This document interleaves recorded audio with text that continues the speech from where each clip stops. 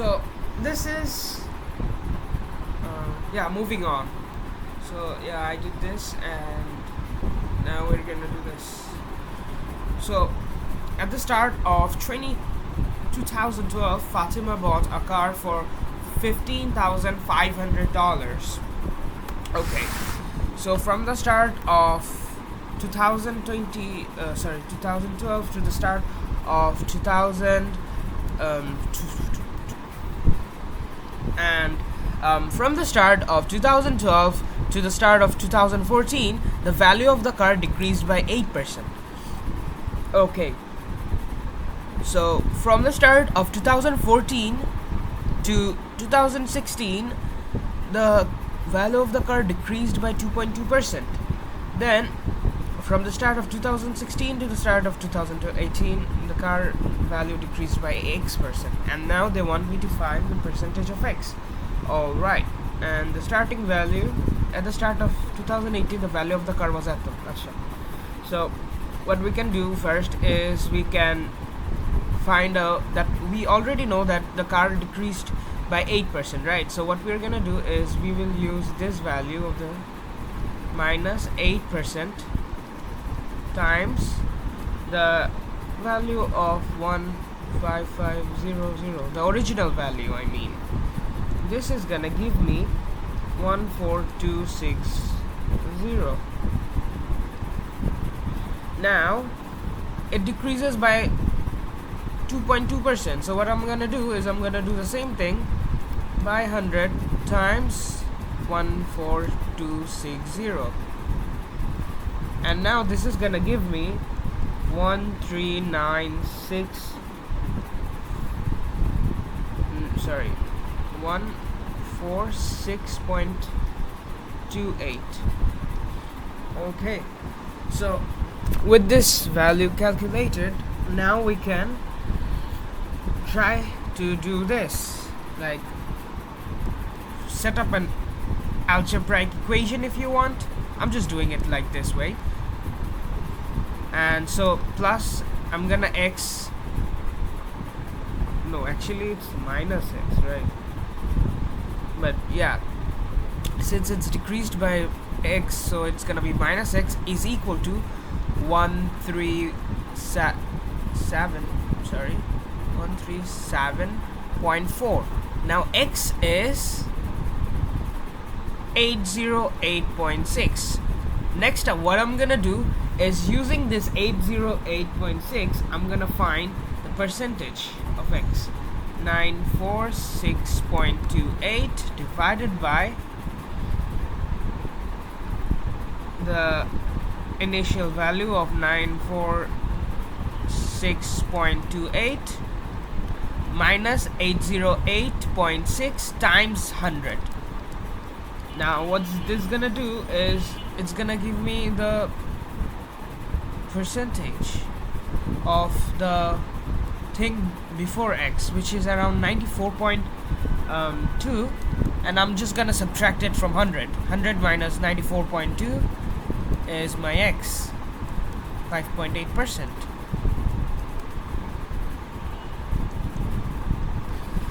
So what I did, I'm just gonna explain briefly. So at first I used the percentage of 8% and decreased it from the original value, and then I decreased it by 2.2%, and then I decreased it by x%, and we already knew that at the start of 2018 it was this value, right? So what I did was I substituted x and found this value. After finding this value, I just put it in the percentage equation and got this 94.2%. Now I know that x is definitely not 94.2% because I didn't set it up like that. Or I could have just done the thing like I could just erase this part and just times it by 100% to get 5.8%. But yeah, you can also do it like this and still end up with the same answer. Alright, moving on. Next equation, they are telling me to find the subject of t. yeah, make t the subject of. This is quite easy, I think. Now I'm gonna send this square root to that side, and I'm gonna get 5t minus 7 divided by 8 minus 3t. Okay. So I'm gonna send this over there, and I'm just gonna continue expanding it. It's equal to 5t minus 7. Next, I'm gonna send r squared to that power, to that side, and 5t over here, and yeah, minus 8 r squared minus 7. Next up, I'm gonna substitute t, and yeah, I think I found my equation. And just substitute t by sending that r square, and yeah, by substituting it there.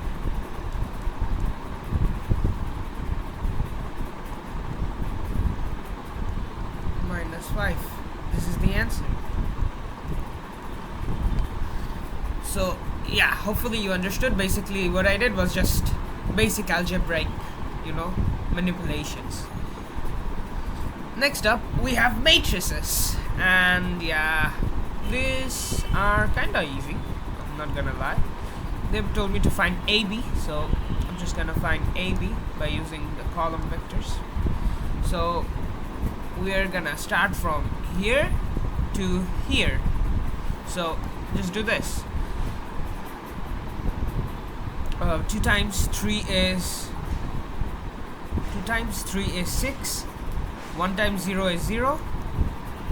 Then we have 2 times minus 3 is minus 6, and 1 times 2 is plus 2.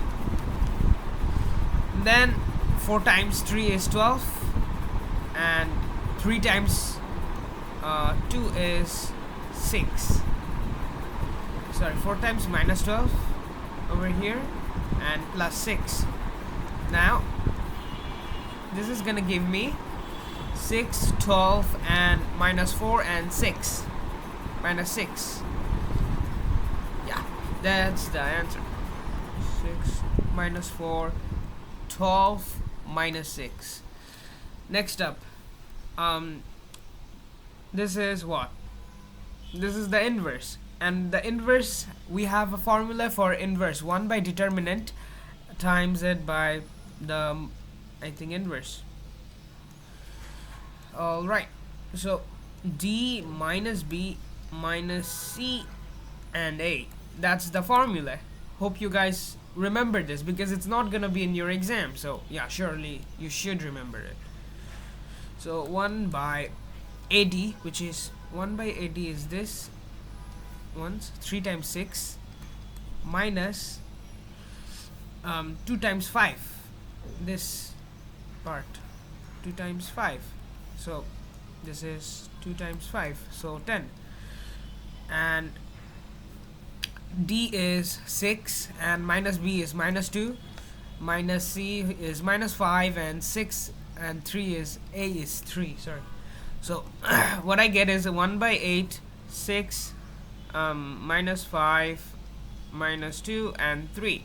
Now I can expand it if I want, or I can keep it in this form and I put it here, and I'll still get full marks. So yeah, I'm just gonna put it like that because it's easier and faster way of doing it. Coming up is circle theorem. Yeah. Alright, just by looking here I can see something, that this is a tangent, right? So if I were to draw a line here to here, sorry, I'm just gonna draw a good line. If I draw a line from here to here, this is gonna be the whole thing is, sorry, this segment is gonna be a 90 degree, because the chord is meeting with the tangent, so it will be 90 degrees. So this value is gonna be what? 90 minus 61, and I think that's what, 29 degrees.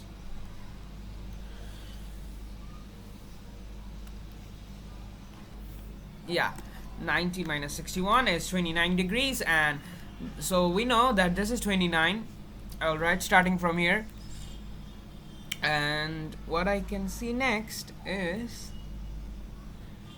if this is a radii, this is also a radii, so this is 27 degree and 180, and we can find this angle as well, because we know that 180 degree, the whole line segment is 180 degree, and yeah, 180 minus all these angles will give me this, which comes up to be 63 degrees. And no, what you will try to do in a circle theorem is to find as much information as you can just by looking at the diagram, and then you will just write the reasons. Try memorizing the reasons, because they try to give you marks for the reasons, so you need to give all the reasons. And I can also see one thing, that look, this part and this part, they all, how do I explain, like this and this comes up together. Like if I were to let me see,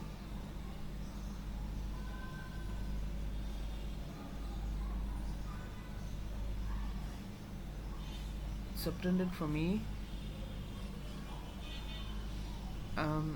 You know what,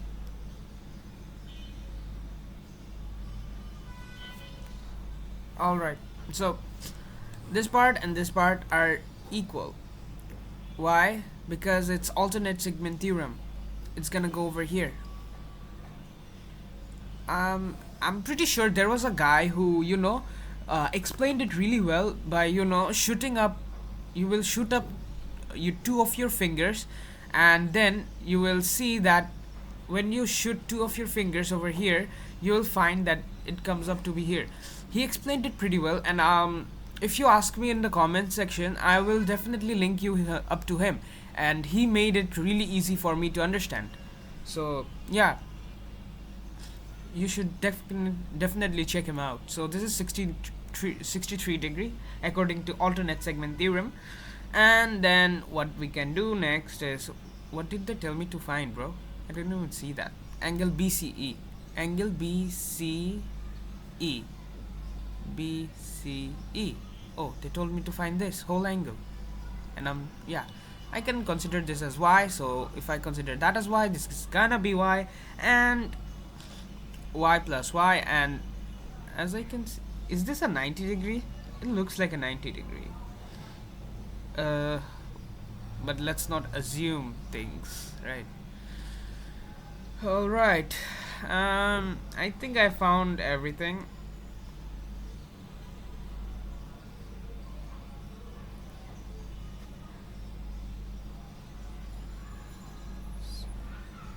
Uh, 27. Wait. This is 29 as well, right? The whole thing is 61 degrees. So, oh, yeah. Look. This part is 61 degree. Now if you shoot up a line, you will see that it comes up over here, which means this is an alternate segment theorem. So this is also gonna be 61 degrees. 61 degrees. And now since I know that this is 61 degree, what I can see next is,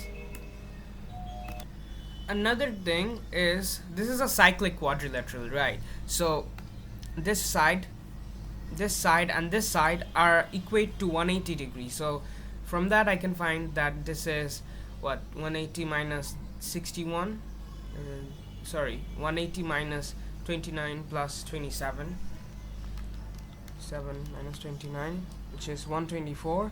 And I'll find out the y by, y plus 124 is equal to 180. Y is equal to BCE. 180 minus 124, 56 by 2, which is 28 divided by 2. So the real answer, angle BCE, is 28 plus 63. Sorry, 63. Yeah, 28 plus 63, which is 91 degrees. 91.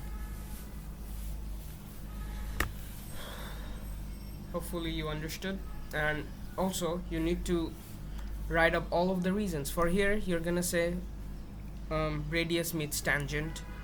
Here you will say sum of two opposite angles, sum of a cyclic quadrilateral sum up to 180 degrees, and over here you're gonna say this is alternate segment theorem. This is also alternate segment theorem. If you shoot up a line from here, you can see that they all meet up over here. So this is also alternate segment theorem. And yeah, that's it for this math. Coming next is upper bound and lower bound. Pretty easy. V squared minus u squared is equal to 2as. They have given us the formula and they want us to find the upper bound. So for the upper bound of v, I'm gonna draw this thing, which is 25.5. Sorry, 25.4, and over here it's 25.45. So this is 25.4, and this is 25.45. Since they told me that it's one decimal place, so it's gonna be 45. And this is gonna be 25.35 because it's one decimal place, which is this one. You choose this one, and then we have u, and this is up to 4 decimal place, so it's gonna be this part that we're gonna touch. So the lower bound will be 9.515.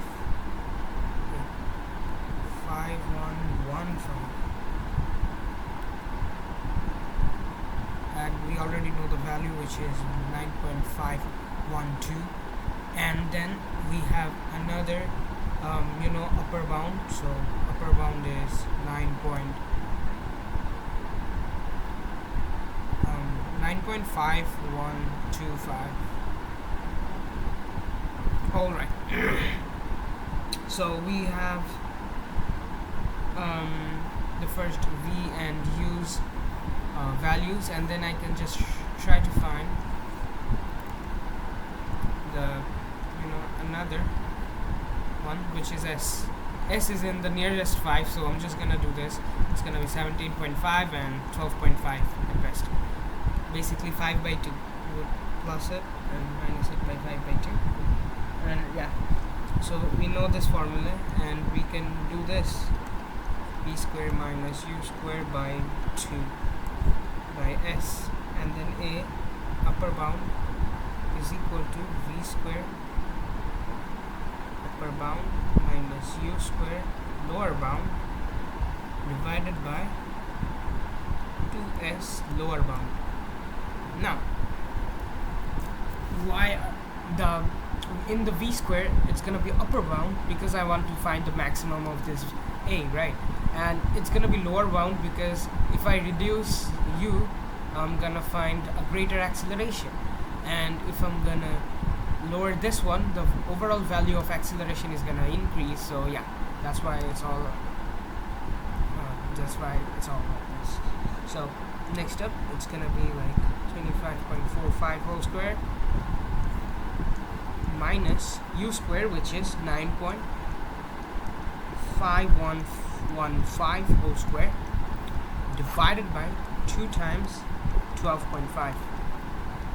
Now this is 22.3, and they told me to give it in 3SF, so yeah, this is 3SF. 22.3. Next up, it's like a line. They told me to draw this inequality. Remember, you have to draw a shaded one because this is equal to that, and it's gonna go up here and another over here, but this one is gonna be a like one. So yeah, then 4x plus 2 is less than equal to 3 times 7 minus 26. 4x plus 2 is less than equal to 21 minus 6x. 10x plus minus 19 is less than equal to 0. X is greater than equal to 19 by 10, so it's 1.9. X is greater than equal to 1.9. Use the factor theorem to show that x plus 5 is the factor of this. Just put it in the calculator. X plus 5 is 0. X is equal to minus 5. That's how it comes. So just put it in the calculator and you will get 0. If it comes as 0, it's a factor. If it doesn't, it's not a factor.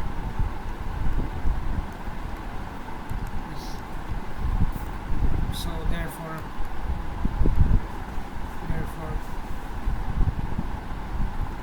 x plus 5 is a factor.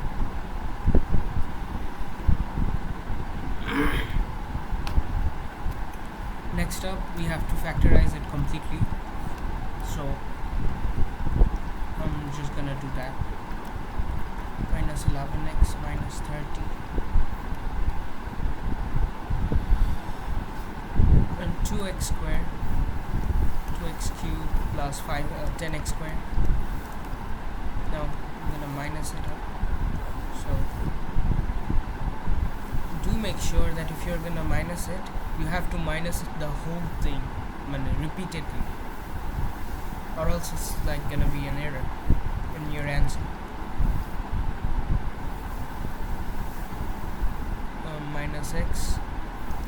Minus x squared minus 5x plus basically you have to reverse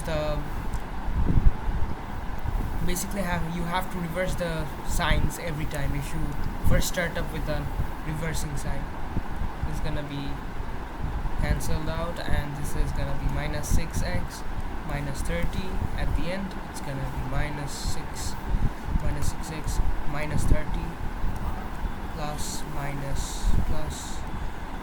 overall, yeah, that's the factor. So x plus 5 times 2x squared minus x minus 6 are factors. Now they told me to factorize completely, so what I'm gonna do is I need to factorize it completely. So what I'm gonna do is I'm gonna factorize this one as well. So if I factorize this one, I'm gonna get what, 2x minus 3. Just put it in the calculator at this point. 2y6, but make sure to show your working. You can put it in the calculator in the main exam, but you have to show your working, like the middle term, and yeah, you have to show the middle terms. Next up is the probability. Probability that Letna takes the bus to work on Monday is 0.32. If Letna takes the bus on Monday, the probability that she takes the bus on Tuesday is 0.47. Letna does not take a bus. Alright, so not bus is gonna be 1 minus 0.32, which is 0.78. And next up is, this is actually 0.68. My bad. Then they told me that this is 0.47, right? Yeah, this is 0.47, and not bus is gonna be 0.53, because 1 minus 0.47 is 0.53. Now next up, they told me that they did give her information is does not take the bus on Monday. The probability that she will not take the bus on Tuesday is 0.71. So this is 0.71. So this is gonna be 0.29. Okay, next up. Now, E is the event that Letna takes the bus exactly one of either Monday or Tuesday. F is the event that Letna does not take the bus on Monday and does not take the bus on Tuesday. Find which of the events, E or F, has the greater probability. Alright, so probability of E is basically E is the event takes exactly on either Monday or Tuesday. Monday or Tuesday.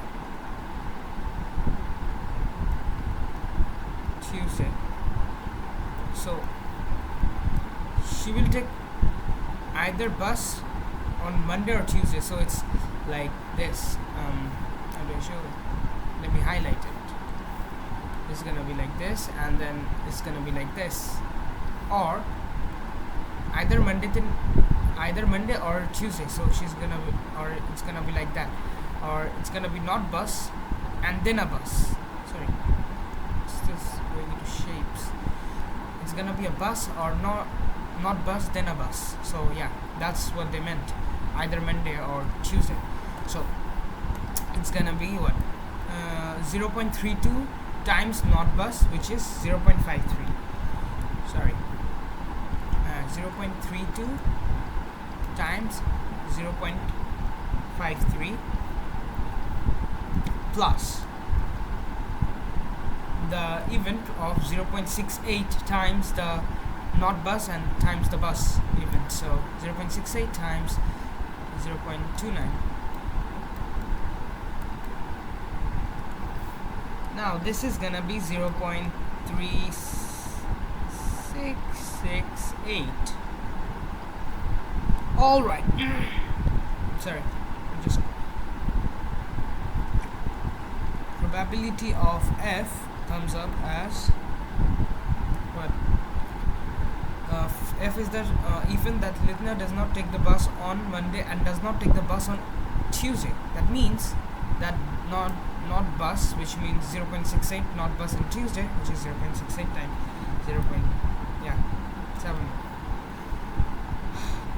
0.68 times 0.71. This is 0.4828. Therefore 0.4828 is greater than 0.3668. So event F is more likely to happen.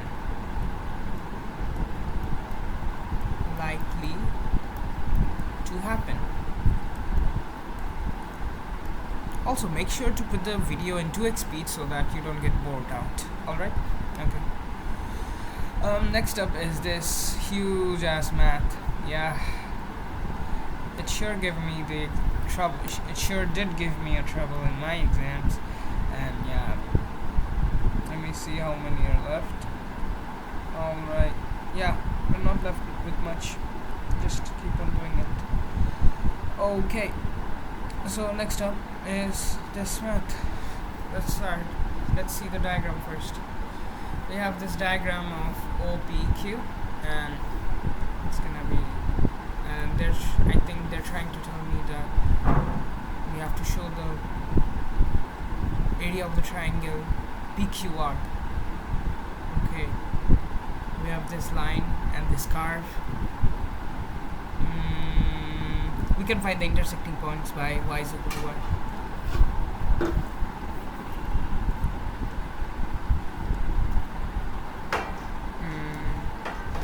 At first I'm just gonna subject this in the equation. 2y is equal to 11x plus 110. Y is equal to 11x plus 110 divided by 2. 11x plus 110 divided by 2 is equal to 3x squared plus 16x minus 35. Send that 2 to that side, and 11x plus 110 is equal to 6x squared plus 32x minus 70. Now I'm gonna subject x 6x squared plus 32 minus 11x 6x squared plus 32 minus 11x is 21x, and minus 70 minus 180 is 0. 621 minus 180. My calculator shows that x is equal to 4 and minus 15 by 2. So what I'm going to do next is find the y values for this intersection. Divided by 2, I'm just going to put the x values and I'm going to get the corresponding y values.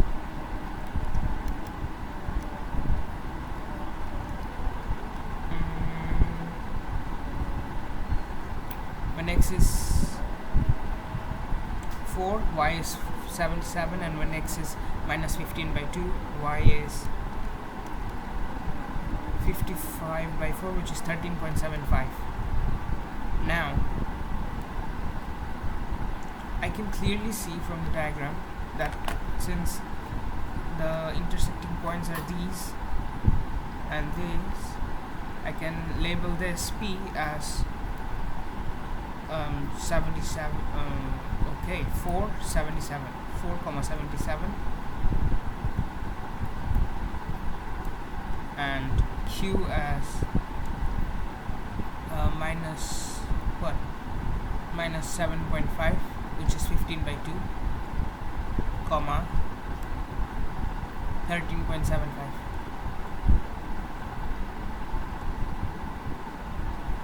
Okay, so by the looks of it we can just find R, because it's like 4, P is parallel to R, so this is going to be 4, 0, because Y is 0 over here. And then I can create a nice triangle over here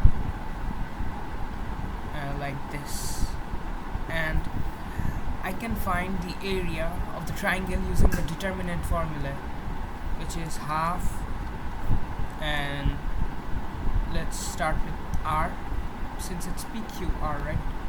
Triangle PQR, so I'm gonna start with P, which is 477, then Q, which is minus 7.5 and 13.75, minus 7.5 and 13.75, then R, which is 4 and 0, and then this repeats. Always try to use this formula, because in my exam I tried to do half base into height and it didn't match up, and yeah, I lost some accuracy marks. So method marks and accuracy marks, and so always try to use this formula. After using it, it's gonna come up as, I think, half, 4 times 13.75, then minus 7.5, and then I'm just gonna keep on doing 4 times 13.75 plus 4 times 77 minus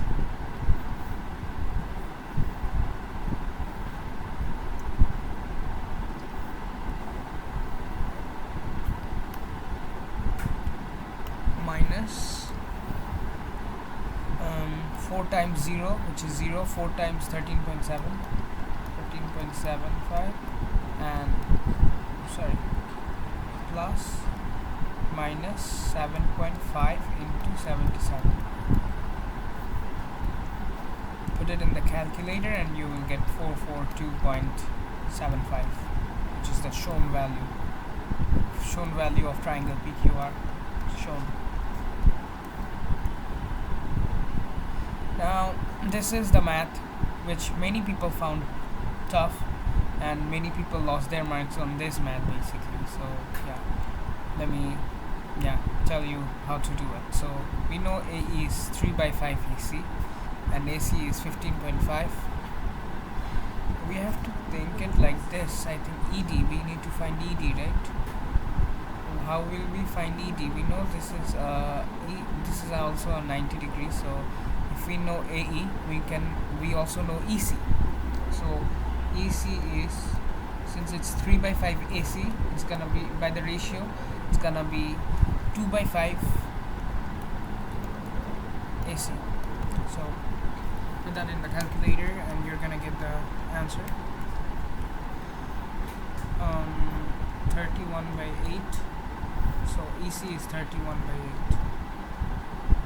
Now ED is gonna be, we don't know ED, we know CD, right? Yeah, we know CD, 8.2. So just use the Pythagoras theorem.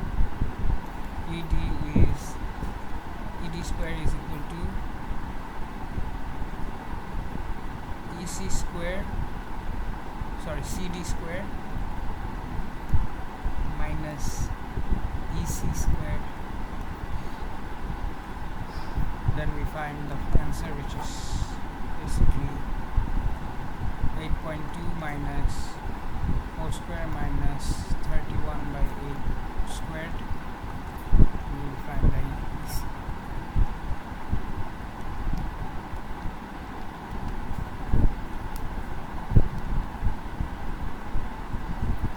Comes up as 7.23 centimeters.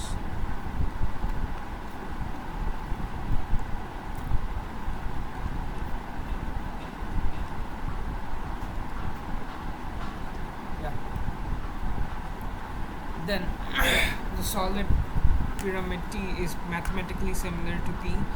The area of the triangular base of T is 64.9, given that vertex B is vertically above here and this is 71 degree. EBD is 71 degrees. They give me the area of triangle of T is atto, so which means that we can try finding the base area of this triangle. I can find the base area. This is the base area, right? So we can try finding the base area of this triangle. Alright, I think I have found a mistake over here. It's actually 2/5 times this is actually 6.2. So this is going to be 6.2, and I'm going to plug the value here and see what the answer is.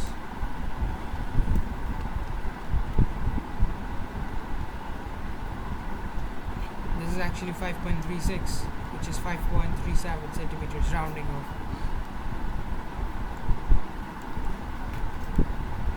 Now, yeah, let's go back to it. So, from what I can see here, it's gonna be like what? If this is 71 degrees, 71, I can find the height. Now, H is equal to 6 point, sorry,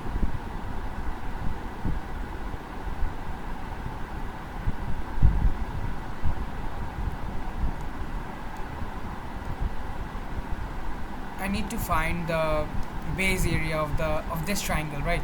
So half base, which is the base is 5.37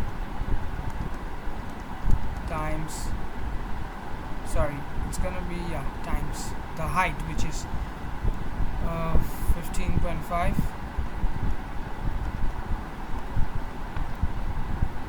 Half base into height, and we get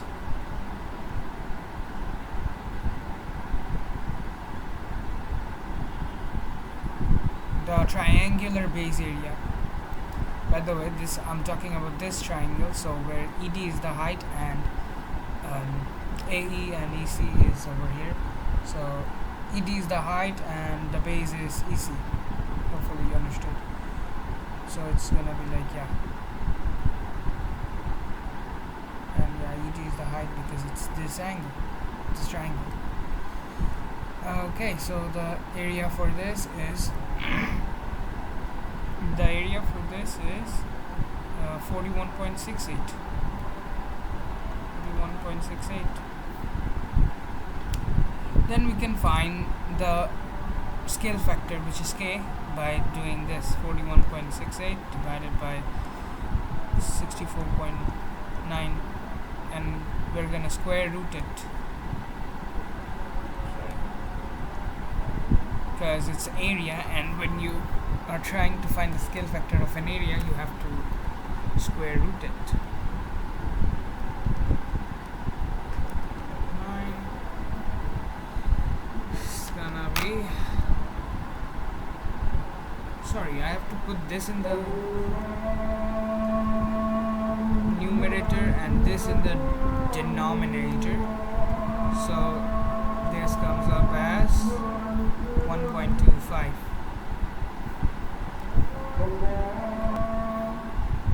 Alright, so this is the triangle ACB's areas formula. So yeah, and we found the area of triangle ACB, and then we found the scale factor, which is 1.25. And using the scale factor, what I'm gonna do next is I'm gonna find the height. Since here ED is the height, in that one the triangular base's height would be 1.25 times 5.37 times ED, so which comes up as 6.71 centimeters. And since this is 6.7, the height of the triangular base is actually 6, since in that one it's ED is equal to 6.71. And then we can find the actual height, the pyramidical height. This is, then we can find, since we know this is 71, we can use tan 71, sorry, H is gonna be tan 6.71 divided by tan 71. Now I'm gonna show you why exactly that happened, because let me show you. So this is ED, which is 6.71 in that triangular base, and this is gonna be the height that we're trying to find. So opposite over adjacent is this, right? Opposite over adjacent. Now I'm gonna subject this height and just put this opposite, which is ED, or that triangular height, 6.37, and yeah, that's how you're gonna do it. And this comes up as 2.31. And at last I'm just gonna multiply the triangular pyramid of that one. Triangular pyramid area is gonna be the base area. They already gave us the base area, and they told me they're similar, so that's why I could find the scale factor. Then I'm gonna multiply it with the height, and yeah, this is my answer.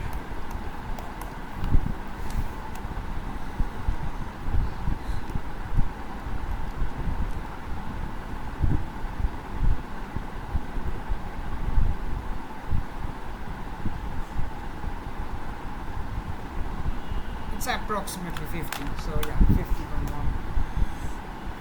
A curve with equation this is drawn on a grid where each is alright. So I'm just gonna draw this 9x squared minus 16x plus 5. Alright, so PQ are 2 points on the curve. P has coordinates 1, -2, and the gradient of Q is 6.5. Now PQ are 2 points on a curve, and the point of PQ is at the gradient of the tangent to the curve at Q is 6.5. So gradient to the tangent at PQ. PQ is gonna have the same gradient as the tangent. No, not really. What I'm gonna do is I'm just gonna dy by dx it. I'm just gonna differentiate it, and then I'm I'm gonna find the gradient of p. Of p at x is equal to 1, the gradient is dy by dx is 18 minus 16, which is 2. So since the gradient is 2, then I can try finding at q dy by dx is 6.5. So 18x minus 16 is 6.5, and then I can just find the x of q, x value of q. Yeah,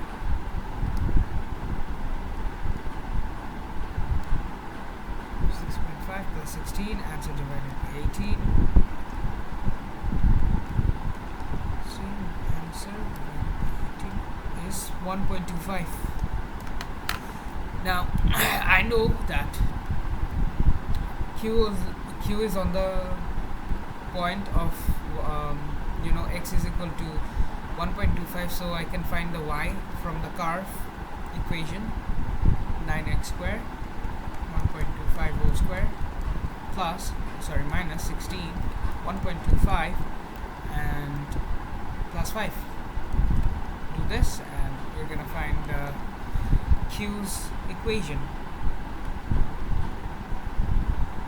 Minus 16x plus 5, and this gives me minus 15 by 16. So point PQ, the point Q has this coordinates.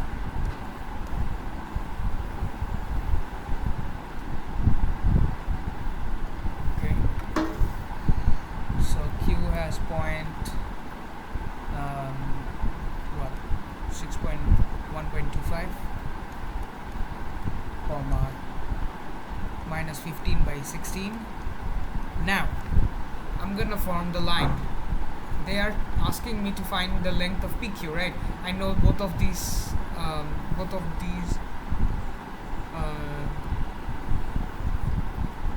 this, both of the coordinates of the lines, right? So just gonna find PQ by using this. Do I have any space? I can just do it over here. Yeah, I know Q is 1.25 and minus 15 by 16, and I know the coordinates, so I'm just gonna find the length of PQ using this formula of x2 minus x1 whole square plus y2 minus y1 whole square. So minus 2 plus 15 by 16 whole square plus y2, which is x2, which is 1 minus 1.25 whole square. Let's see.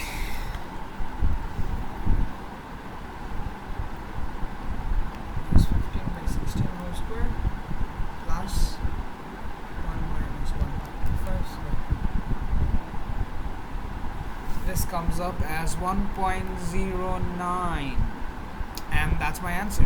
Since this is a three significant figure, I'm just going to put it like that. 1.09. Alright, that's it for this paper. And yeah, if you guys want the PDF version, I will have it in the description box below. And yeah, this is the whole IGCSE November 2024 solved. That's it for this paper. Bye bye. Thanks for watching, and yeah, stay tuned.